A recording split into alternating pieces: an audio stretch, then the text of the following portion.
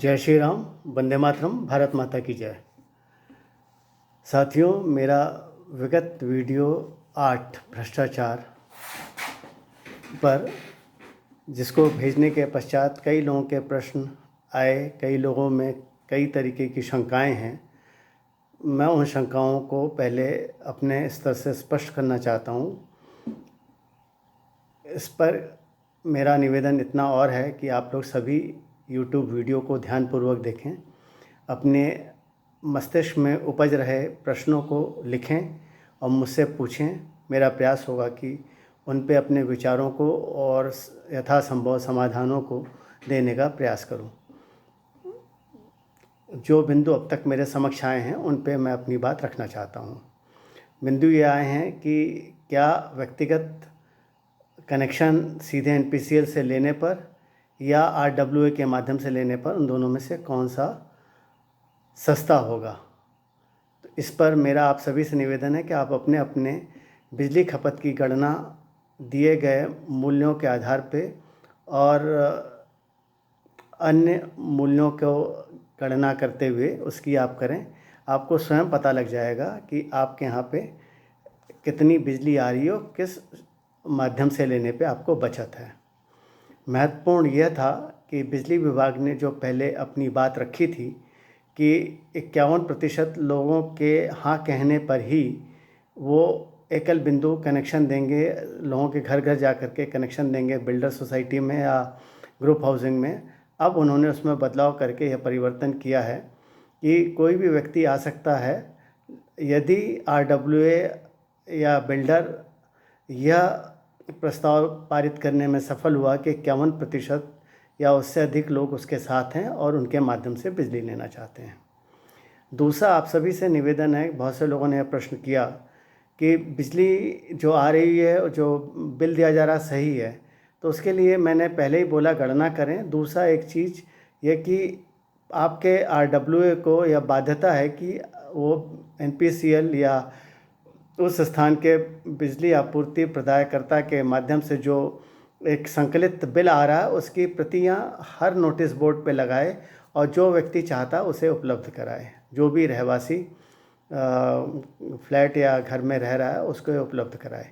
ये ना नहीं कर सकते हैं, तो आप उनसे मांगिए, उसमें गणना संपूर्ण बिल की गणना करिए। संपूर्ण जो बिल आया है उसको जो राशि को यूनिट से विभाजित करिए, वो आपको दर आ जाएगी कि कितने दर से कुल आपको पड़ रहा है, सभी टैक्स और ये सारी चीज़ें जोड़ करके।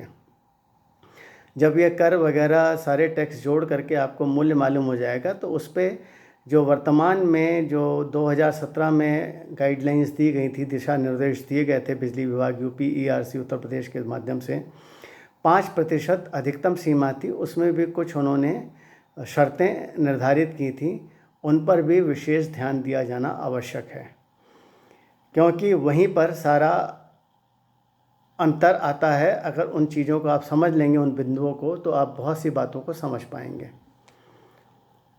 इसके अतिरिक्त बिजली में आप यह भी देखिए कि आप लोग ये भी इसलिए मैं कह रहा हूँ इस पर यह देखिए क्योंकि जो सुनने में आया है, जो पता चला है कि उत्तर प्रदेश विद्युत आपूर्ति प्रदायदाताओं में से NPCL ने अपने RWAs को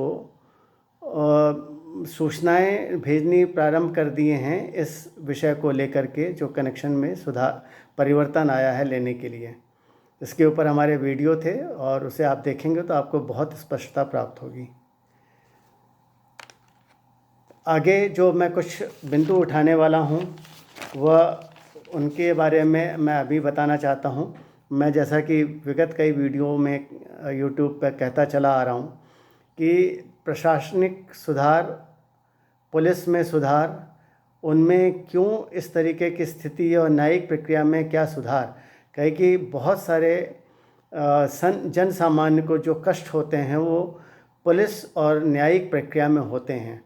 तो उस पर मैं अपने व्यक्तिगत विचारों को लेकर के और इसके लिए मैंने कई अपने स्तर के प्रसिद्ध वकीलों से संपर्क करने का प्रयास किया है और कर रहा हूं। और उनसे मैं इस पे चर्चा कर रहा हूँ। यदि संभव हुआ तो वेबिनार लेकर के आऊँगा, नहीं तो उन्होंने अनुमति दी तो उनके नाम लेकर के उनकी बात रखना चाहूँगा, नहीं तो मैं अपनी बात तो अवश्य रखूँगा, जो कि आज के समय में अत्यंत तर्कसंगत है। और ये बहुत ही जल्दी आएगा। उसी में बिजली विभाग को लेकर के आपकी शिकायतें हैं कुछ हैं तो आप सीधे CGRF में जा सकते हैं। CGRF अगर आपकी बात को नहीं सुनता है, विलम्ब कर रहा है, तो आप उसकी शिकायत या अपनी प्रार्थना लखनऊ स्थित ओम्बुड्समैन को दे सकते हैं। प्रतीक्षा ना करें एक समय के बाद, कहे कि कुछ प्रकरणों में यह देखने में आ रहा है कि सोसाइटियों में रह रहे कुछ प्रभावशाली व्यक्तियों के दबाव में या कतिपय कारणों से यह उसमें इतना लंबा समय खींचते हैं कि जो अपने कष्ट को लेकर के वाद के लिए जाता है CGRF जैसी संस्थाओं में, तो वहाँ पे उसको बहुत एक लंबा समय लग जाता है, जो कि किसी भी प्रकार से उचित नहीं है। चलते चलते कुछ बिंदुओं पे मैं आपका ध्यान खींचना चाहूँगा।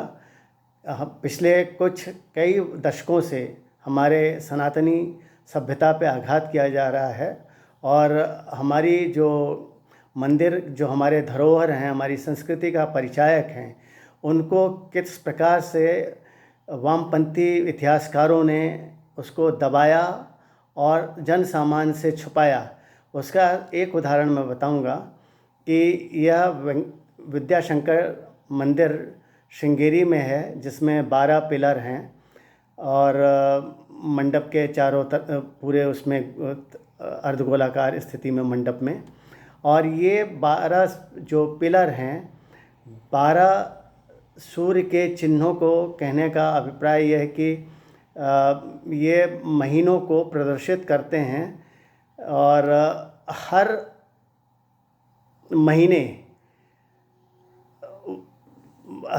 महीने में वो एक ही स्पेसिफिक विशेष उस खंबे को ही टच करता है और वहाँ से वो प्रारंभ करता है सूर्योदय काल में।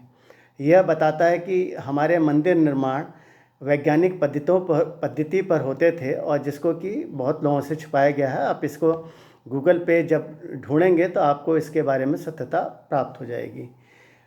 5 अगस्त 2020 एक ऐसा ऐतिहासिक क्षण जो कि आज की पीढ़ी के स्मृति में बिल्कुल स्थिर हो जाएगा, घर कर जाएगा।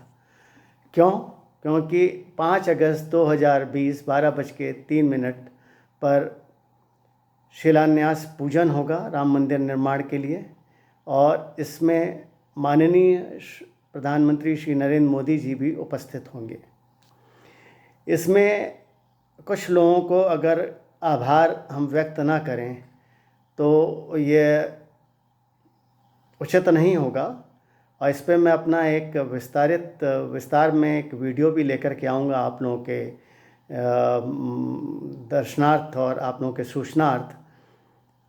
परंतु मैं कुछ बिंदु बताना चाहूँगा कि सबने एक रामलला राम जन्मभूमि मंदिर की तरफ से न्यायिक प्रक्रिया में जो अपनी पूरी शक्ति और समर्पण भाव से जो इस केस को लड़े, और उनका एक ही लक्ष्य था कि उनके जीवन काल में यह लक्ष्य की प्राप्ति हो।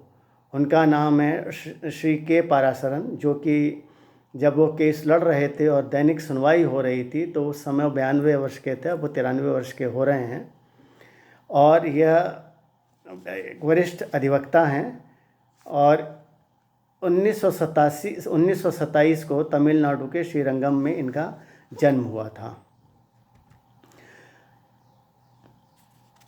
अब इसके पश्चात आप देखिए जो भगवान राम की महिमा और उनके सनातनी संस्कृति की परिचायक एक उदाहरण बहुत ही निकट भविष्य में हुआ है।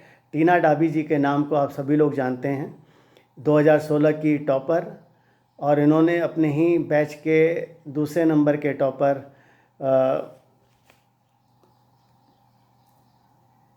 अतहर आमिर खान से विवाह किया था, और उस समय इन्होंने इस्लाम की अच्छाई के बारे में बहुत सारी बातें की थी। यह भूत उतर गया है और वर्तमान में ये 22/7/2020 से श्री गंगानगर जिला परिषद राजस्थान की मुख्य कार्यकारी अधिकारी के पद पर कार्यरत हैं। और यह कार्यभार ग्रहण करने से पहले उन्होंने वैदिक रीति रिवाजों और पूजा पाठ के पश्चात और मंत्रोच्चारण के पश्चात ही प्रवेश किया और अपना पदभार ग्रहण किया हस्ताक्षर करके। यह वैदिक सनातनी सभ्यता की मौलिक शक्ति का परिचायक है। उन्होंने इतना ही नहीं, उन्होंने अपने इंस्टा स्टोरी पर भी एक पूर्ण रूप से यह स्वीकार किया है कि सब कुछ लहे तुम्हारी सन्ना, तुम रक्षक काहू को डरना, और जय श्री राम के उद्घोष से उन्होंने अपना वो इंस्टा स्टोरी समाप्त की है। इसी राम जन्मभूमि पर पूरा विश्व जहां हर्षोल्लास से इस आयोजन की प्रतीक्षा कर रहा है, वहीं हमारे राष्ट्र के कुछ वामपंथी इसके विरोध में लगे हुए हैं। जो राष्ट्र, पूरा विश्व, उनमें से मुख्य अमेरिका, इज़राइल, रूस, स्पेन, जापान, दक्षिण कोरिया, श्रीलंका और इन सब के अलावा 50 या उससे अधिक देश अपने अपने राष्ट्रीय चैनलों पर इसके सीधा प्रसारण का अयोध्या से करने के लिए अपनी तैयारी कर रहे हैं। यह अपने आप में हमारी सनातनी वैदिक संस्कृति की शक्ति का परिचायक है कि किस प्रकार से लोग इसको स्वीकारते हैं और मानते हैं। इसके साथ ही आप देखिए, लोगों ने इस घटना को प्रयागराज में घटित अतहर नफीस अहमद के नेतृत्व में जो 9 कांग्रेसी कार्यकर्ताओं ने योगी आदित्यनाथ जी का पिंडदान किया, उसको एक कुकृत्य के रूप में देखते हैं। लेकिन मेरा ऐसे सभी सनातनी संस्कृति के मानने वालों से, राष्ट्र की इस परंपरा का निर्वाह करने वाले, इसमें आस्था रखने वालों से निवेदन है कि आप यह देखिए कि एक मुसलमान, चाहे विरोध स्वरूप ही क्यों नहीं, उसने पिंडदान जैसे महत्वपूर्ण क्रिया को किया और विधि विधान के संग किया। यह अपने आप में एक अपरोक्ष रूप से सनातनी संस्कृति और वैदिक संस्कृति को स्पष्ट करता है कि वो कितनी अपने आप में शक्तिशाली है, और लोग इसको करते हैं, चाहे किसी रूप में भी करें। इसके साथ ही मेरा कुछ निवेदन कि जो भी, जिस भी पार्टी से, किसी भी राजनीतिक पार्टी से संबंध रखते हों, आज आवश्यकता है प्रभु श्री राम के चरणों में नमन वंदन करने की। और आप सभी लोग अपनी पार्टी की गुलामी इतनी भी ना करें कि आप अपने आराध्य प्रभु श्री राम के मंदिर बनने की बधाई भी ना दे सकें, और आपकी इच्छा आपके हृदय में ही दब करके रह जाए, और उसके पश्चात जीवन भर आप अपने आप को इसलिए कोसते रहें, धिक्कारते रहें कि काश यदि इन सब भावनाओं से ऊपर उठें और इस गुलामी को छोड़ें, खुशियाँ मनाएं और दिल खोल करके बोलें जय श्री राम, जय श्री राम, जय श्री राम। इसमें क्या बुराई है? आप अपनी पार्टी, अपने उसमें काम में लगे रहिए, लेकिन राष्ट्र के विरोध में मत खड़े होइए, अपनी भावनाओं को मत कुंठित करिए। गलत का विरोध खुलकर कीजिए, चाहे राजनीति हो या समाज। यदि हम इस 2 बिंदुओं पे कार्य करना शुरू कर देंगे कि राजनीति और समाज में जो गंदगी है उसका विरोध करना, तो अपने आप सब सुधर जाएगा। इसमें बुराई क्या है? लेकिन राष्ट्र धर्म, सनातनी संस्कृति, सनातनी सभ्यता और सनातनी संस्कृति के आराध्यों का अपमान कोई स्वीकार नहीं करेगा। अंत में एक ही निवेदन, जितने भी विज्ञापनकर्ता, चित्रकार, फिल्मकार, कलाकार राष्ट्रद्रोह में लगे हुए थे, टुकड़े टुकड़े गैंगों का साथ दे रहे थे, राष्ट्र विरोधी देश विरोधी नारे लगा रहे थे, देशद्रोह के काम में लिप्त थे। ऐसे सभी लोगों की फिल्मों का, विज्ञापनों का और जिन कंपनियों में यह विज्ञापन किया जा रहा है उनका पूर्ण रूप से बहिष्कार करें। यह आवश्यक है, राष्ट्र हित में है, देश हित में है। मैंने इसीलिए किसी का नाम नहीं लिया, कोई भी पत्रकार हो, मीडिया चैनल हो, कोई भी हो, इनका पूर्ण बहिष्कार अब आवश्यक है यदि राष्ट्र को हमें एक नई दिशा और एक नई ऊंचाइयां देनी हैं, और वह समय अब आ गया है। इसी के साथ अगले वीडियो तक प्रतीक्षा करें, आप लोगों से शीघ्र ही मुलाकात होगी। भारत माता की जय, वंदे मातरम, जय श्री राम।